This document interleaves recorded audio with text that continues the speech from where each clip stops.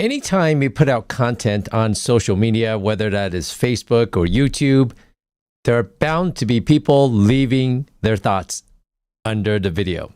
As a small-time content creator, I have put out several hundred videos regarding various topics. In today's video, I'm going to answer a comment made by Frank Kelly 6086 on one of my YouTube channels regarding his enlarged prostate and his urinary symptoms. As always, although I am a urologist in real life, I am not your urologist, so please consult with your private physician regarding your particular situation and urologic symptoms. This is for educational purposes only and is not meant to be medical advice for Frank or anyone else. Let's get into it. All right. Frank said in his comment, "Thanks for this," meaning a video that I put out about TURP and enlarged prostate. "Any insights into the process for a 57-year-old healthy man with a 140-gram prostate? Lots of symptoms, irritative and outflow, progressive times 10 years, really, but settled for a couple of years now on anticholinergics and tamsulosin. No ejaculatory issues to date and nocturia settled with once daily straight cath, all an attempt by me and supported by my considerate surgeon to delay surgery. Things are progressive and now facing some form of intervention, but would like to preserve sexual function as a quality of life concern. With respect to many sites I find on YouTube, older men predominate and it is hard to get resources for someone of my vintage.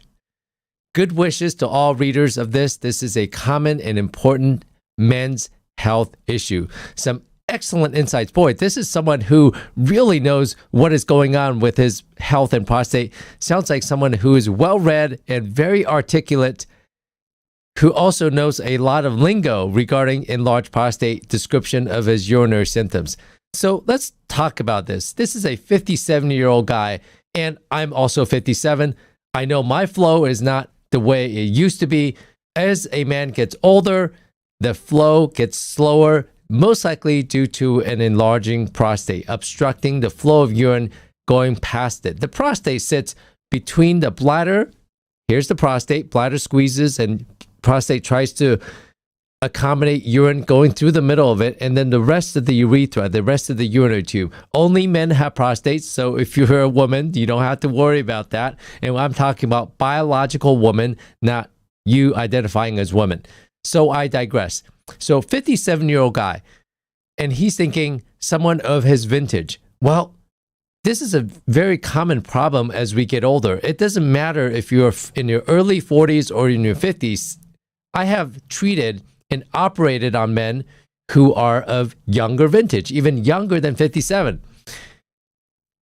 And just to digress, if you have any comments or questions, please feel free to leave them below. I am watching the chat, and if I can answer the questions, I will try to do that during the live stream, or I'll try to do it on a replay like what I'm doing with Frank right now.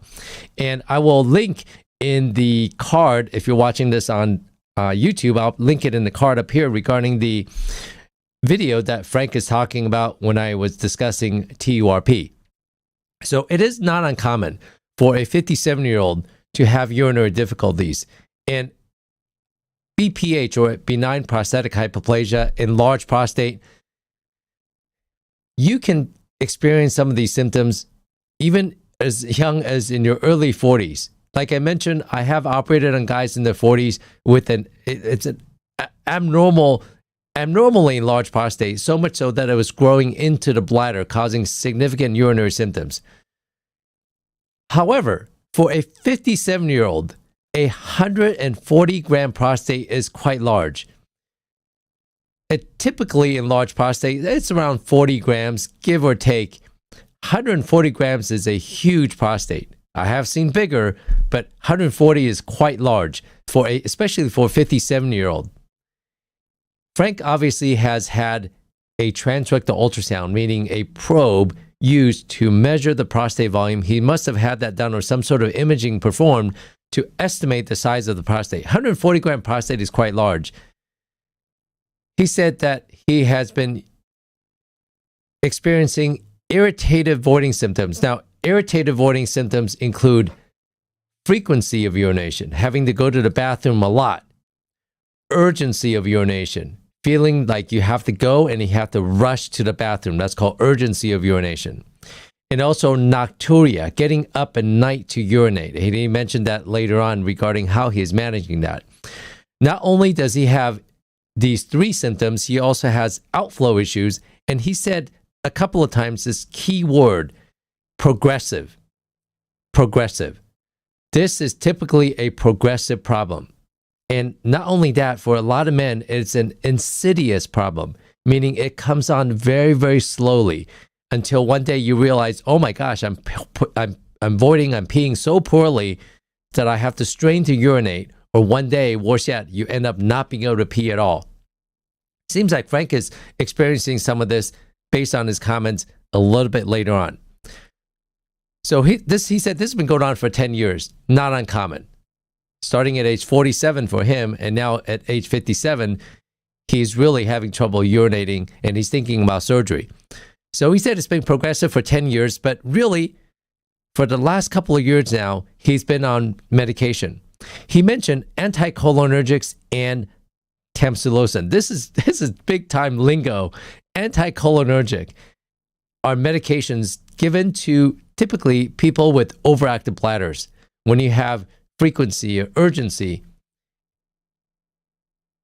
those types of symptoms, and getting up at night, those types of symptoms are usually treated with anticholinergics.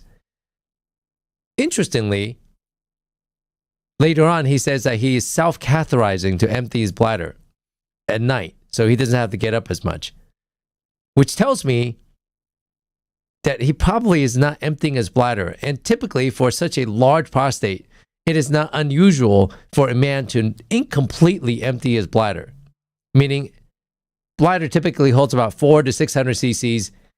After he pees, he's probably emptying his bladder halfway, if not worse, retaining a significant amount of urine. Now, that sets you up for all sorts of complications such as bladder stones, bladder infections. Sometimes the bladder can become injured from chronically being overly distended. And worse yet, sometimes that pressure in the bladder can go all the way up into the kidneys, causing back pressure in the kidneys and causing kidney injury.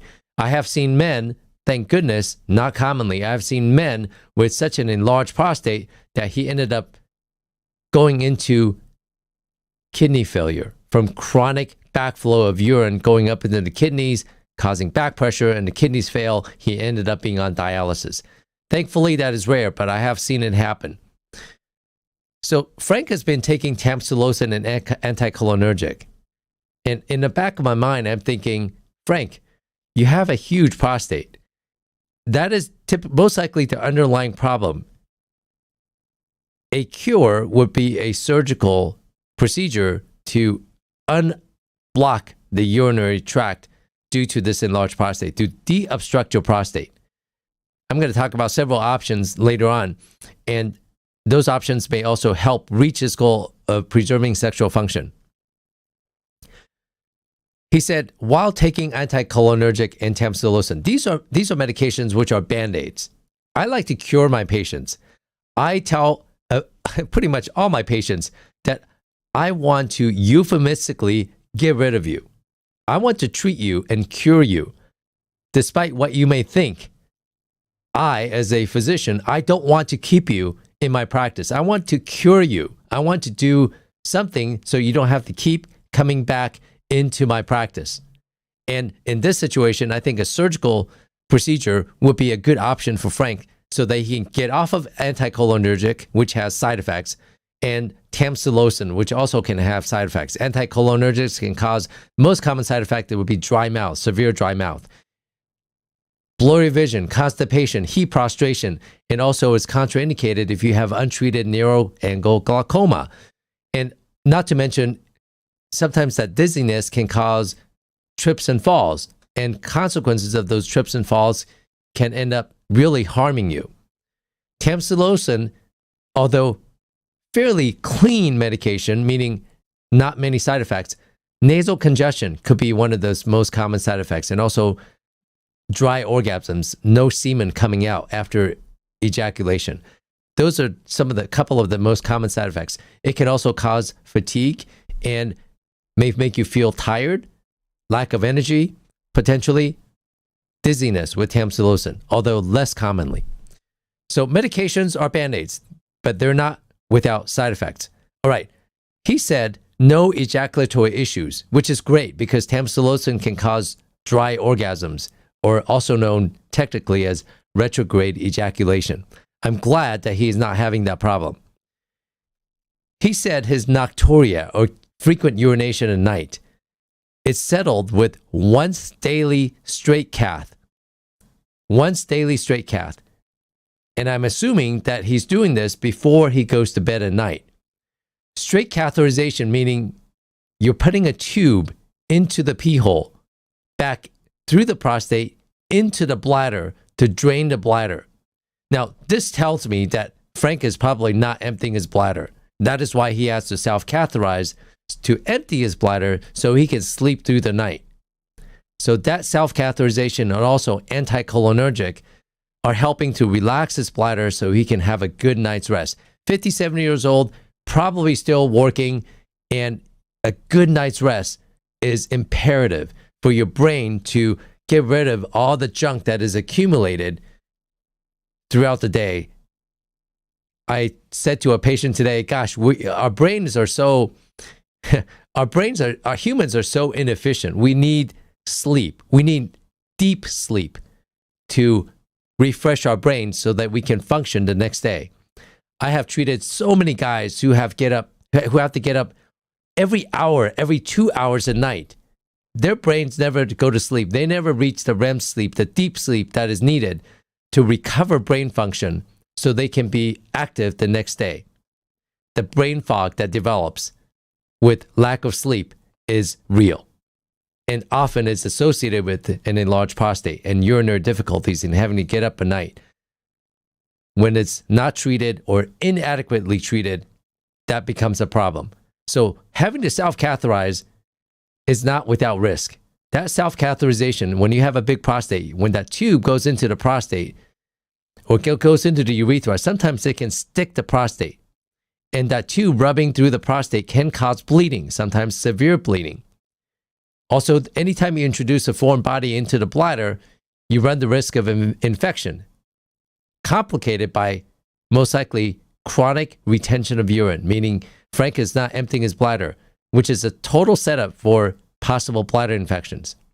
And also that catheterization can cause potential trauma to the urethra, stricture or scar formation in the urethra. So catheterization is not without risk. But it seems to be working well for Frank, who seems to be very educated regarding this process and very articulate regarding this enlarged prostate issue. The reason seems like he's doing this is to delay surgery, And I get it. I have a lot of guys who are apprehensive about surgery. And no matter what I say, until the man is ready to have surgery, he is going to continue to wait and suffer. Like my dad, who ended up needing a TURP, transurethral resection of the prostate, also known as roto-rooter. His breaking point was not being able to pee. Not once, not twice, but 3 times. He couldn't pee 3 times. And he tried all known available medication. He had to wear a catheter 3 times before he finally realized that he is beyond medication. And I have patients like that too. They want to just bury their head in the sand and continue to suffer with their urinary difficulties. I hate to say this, but this is a scenario that I have seen over and over again. And for all urologists, we probably all feel the same way. This is a movie that I've seen 100 times. I know the script. I know what is going to happen. I know the ending, and I know what can change the outcome of this movie. But when a man is stubborn and he is still not realizing that this is something that can be cured and he doesn't have to suffer with these urinary difficulties, He's going to have to suffer the urinary difficulties until one day he realizes that there is a cure and he does not have to continue to suffer. Just because you're older, just because your prostate is getting bigger does not mean that you have to suffer with this negative and poor quality of life. If you know where all the bathrooms are, if you carry a bottle in the car as you're driving somewhere, just because you're worried that you can't make it to the bathroom, it's time to see a urologist. You do not have to suffer. Just because you're older, you do not have to suffer with these urinary symptoms.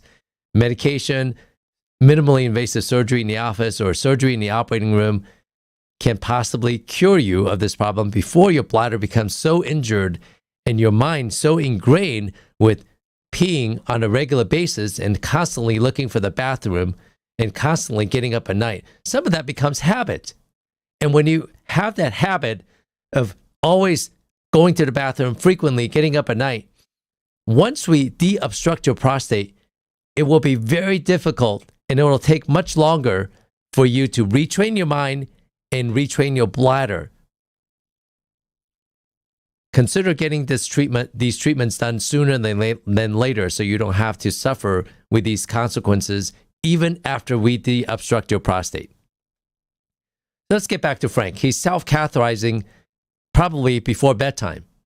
And he is trying to delay surgery. And as I said, until you're mentally ready, no matter what I say, you're still going to continue to delay surgery. And Frank said again, things are progressive and now facing some form of intervention, but would like to preserve sexual function as a quality of life concern. Now, my question is, preserve sexual function. What do you mean, Frank? Do you mean erectile dysfunction? You want to preserve erections? Or do you want to preserve antegrade ejaculation, meaning semen coming out after surgery? Erectile dysfunction, let's break this down into two things. Erectile dysfunction, for numerous procedures, that risk is, yes, that risk is there. But for instance, when it comes to TURP, roto-rooter, transurethral resection of the prostate, a procedure that I'm doing 5 of tomorrow. I'm performing 5 TURPs tomorrow. The risk of erectile dysfunction is minimal. Because the technology that I'm using to perform this procedure is improved. It's much better than what we were using many years ago. When TURP was initially invented, monopolar current is used. And we're getting into a little bit of this technicality here. The current that is used to generate the electricity to resect the prostate or to vaporize the prostate, in the past, it goes from the tip of the resection loop to a grounding pad on the patient. So the course of electricity, the return loop, the origin of the electricity and also the return loop, it has to go through some parts of the body. So from the loop to the grounding pad. That's in the old days. I haven't done that since I finished residency about 20 years ago. Ever since residency, I have been I've been performing TURPs using saline bipolar resection. Not monopolar, but bipolar. The travel, the distance that the electricity has to travel is minimal, and it doesn't course through a big distance in the body. So the theoretical risk is that electricity can potentially damage the nerves, the cavernosal nerves, which help with erections. I will tell you, in my experience, the risk of erectile dysfunction after TURP is really minimal. Personally, I would not worry about erectile dysfunction after a TURP if I have to go through the procedure, especially if you're using bipolar TURP, which is most likely what most urologists are doing to perform TURPs. And tomorrow, when I'm doing 5 TURPs, I will be using bipolar system to vaporize the prostate or to resect the prostate. On the contrary, and anecdotally, some of my patients, after their TURPs, have noticed an improvement in their sexual function, especially their erections. Maybe because they don't have to get up at night and they can sleep better. Their mind can be more occupied with chasing after their spouse or their partner. I don't know. Maybe they're sleeping better. They're more energetic. Somehow they're able to urinate better and have better sexual function. That puzzle, that question is still unsolved. I do not know why it improves some men's sexual function.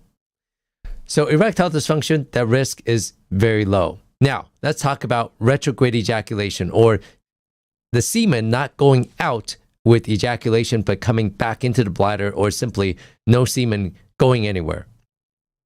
That retrograde ejaculation, I tell my patients, I can almost guarantee that that is going to happen during a traditional TURP. Traditional TURP. Now, I do have some men who are worried and they want that ejaculation to come out at the end after their TURP. That matters to them. So there are procedures, there are surgeries or technique, even for TURP. When I perform TURP, if you want to try to preserve your sexual function, I can perform it in such a way to try to preserve the ability for semen to come out after your TURP. Granted, I'm not removing as much prostate tissue when I do that procedure. And I always warn you that the risk of this tissue growing back, causing blockage, may be slightly higher when I perform ejaculation preserving TURP, also as EPTURP. That is possible, even with a roto-rooter. Okay? Now, for a 140-gram prostate, many urologists will not attempt to do a TURP because of the size of the prostate.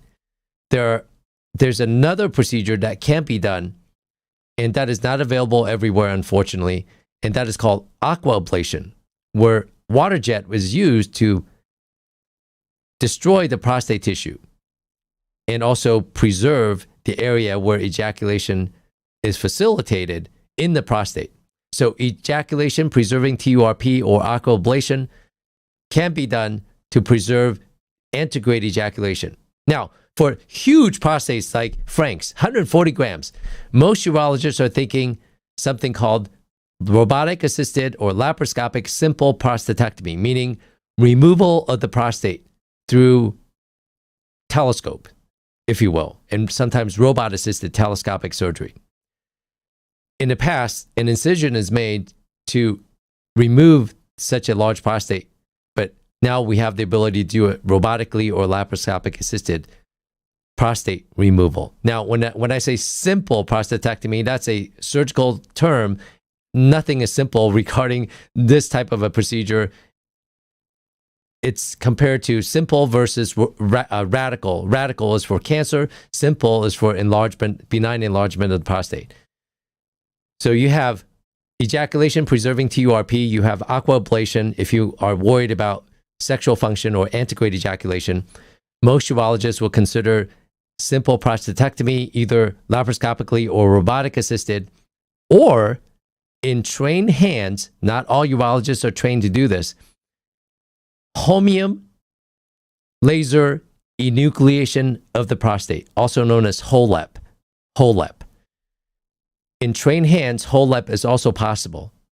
Okay, that is also done through the urethra, transurethral, and then the prostate is enucleated, if you will, and pushed into the bladder and then morcellated or cut up and then removed from the bladder.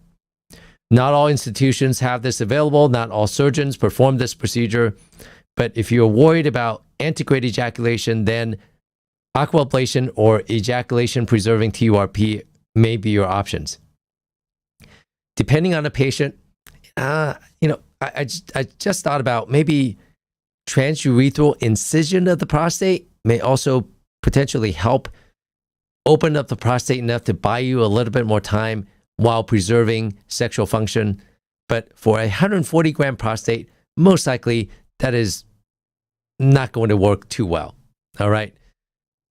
I think I've answered or addressed all the concerns that Frank made in this post on YouTube. And again, if you have, if you're interested in watching the video which prompted his comment, I will go ahead and put it in the card up here. If you're watching this on YouTube and looking at the comments here, I don't see any comments on YouTube or Facebook.